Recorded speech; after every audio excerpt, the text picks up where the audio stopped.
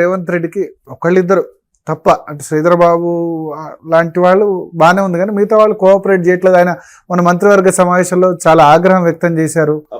చాలా కమ్యూనికేషన్ గా మీ మంత్రి కుమార్తెనే ఆమె బయట ముఖ్యమంత్రి ఫ్యామిలీ మెంబర్స్ వాళ్ళ అన్న పరిస్థితి. ఇప్పుడు మంత్రులు అందరు కూడా సమన్వయంతో ముఖ్యమంత్రి గారు యాజ్ ఎ క్యాప్టెన్గా ఈరోజు ముందుకు వెళ్తా ఉన్నారు. మీకు వచ్చిన సమాచారం తప్పు. అందరు మంత్రులు కూడా పనిచేస్తూ ఉన్నాడు. అందరు మంత్రులు కూడా మాకంటే ఎక్కువ శ్రమ పడతా ఉన్నారు. ముఖ్యమంత్రి గారితో సన్నిహితంగా ఉంటున్నారు. ముఖ్యమంత్రి గారు ఈరోజు యాజ్ ఎ క్యాప్టెన్గా అందరినీ కూడా సమన్వయంతో ముందుకు తీసుకెళ్లే ప్రయత్నం చేస్తా ఉన్నారు. ఈ 2 సంవత్సరాల నుంచి మీ మీద కాదు కానీ మిగతా మంత్రుల మీద చాలా ఆరోపణలు వచ్చాయి. 100% కాదండి, 100% తప్పు. అది అనాలోచితమైన వారు ఎవరైతే దానిపైన కమెంట్ చేస్తా ఉన్నారో నేను ఖండిస్తా ఉన్నాను. సెటిల్మెంట్ చేస్తున్నారు, గట్టిగానే మాట్లాడితే ఎట్లా, గాల్లో వాళ్ళు ఎవరో మాట్లాడితే మీరు మాట్లాడితే ఎట్లా భరత్? కూతురే కామెంట్ చేసి వాళ్ళు మళ్ళా సంజాయిషి ఇచ్చిండ్రు కానీ ఆరోపణలు చేశారు. ఇప్పుడు సంజాయిషి ఇచ్చిండ్రు, సంజాయిషి ఇచ్చిన తర్వాత దానిపైన మాట్లాడటం సరికాదు. సంజాయిషి ఇచ్చిండ్రు కదా, వాళ్ళు ఎందుకు ఏ విధంగా వాళ్ళు కాదు ఏ విధంగా ఆందోళన చెంది మాట్లాడిండ్రో చెప్పిండ్రు. శ్రీధర్ బాబు పిసిసి అధ్యక్షుడు అవుతాడు అంటున్నారు.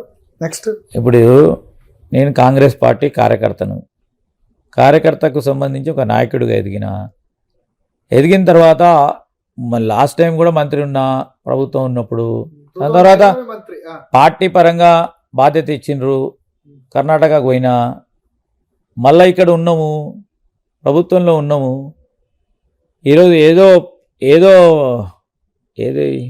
వార్తల్లోనో ఎక్కడనో వార్తా పేపర్లోనో దీంట్లోనో వచ్చింది.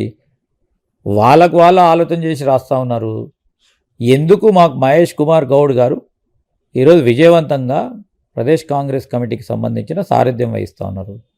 ఒక బలహీన వర్గానికి సంబంధించిన వ్యక్తి, మరి చాలా స్పష్టంగా ఈరోజు ముందుకు పోతా ఉన్నారు.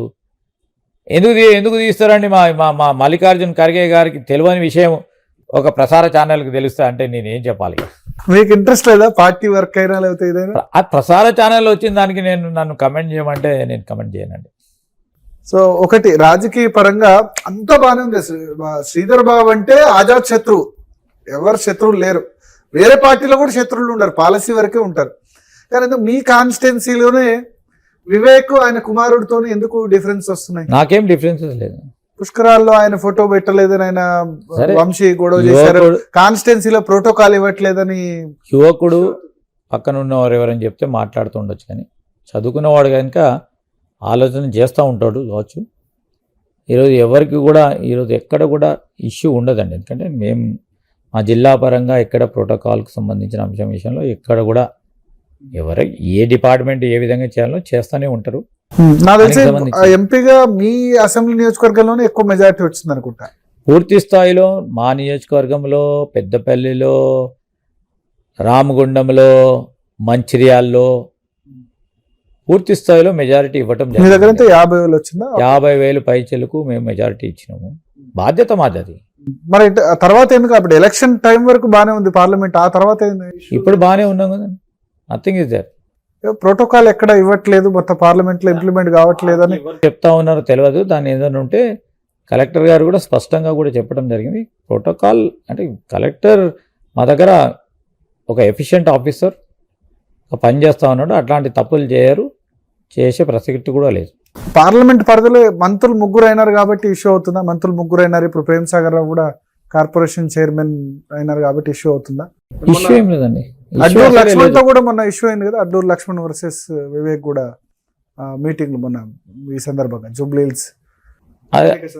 అదంతా చిన్నగా ఏదో ప్రెస్లో వస్తే అదంతా కూడా స్పష్టంగా చేసిండు ఇద్దరు. ప్రెస్లో వచ్చిన దానికి ఏదో దానికి ప్రెస్లో ఫోన్ లో మాట్లాడారు కదా, అంటే పొన్నం ప్రభాకర్. అది నేను చూడలేదండి, నేను అసలు అబ్జర్వ్ చేయాలి. సో ఒకటి ఇప్పుడు అజాత శత్రువుగా ఉన్నారు. What next for Sridhar Babu? Nothing. I'm a Congress party worker, I'm Congress party leader, అంతే. వాట్ నెక్స్ట్ అని ఉండదు. నేను జనరలీ అంబిషియస్ కాదు. ఏ పని ఇస్తే ఆ పనిని చేసుకుంటూ పోతాం.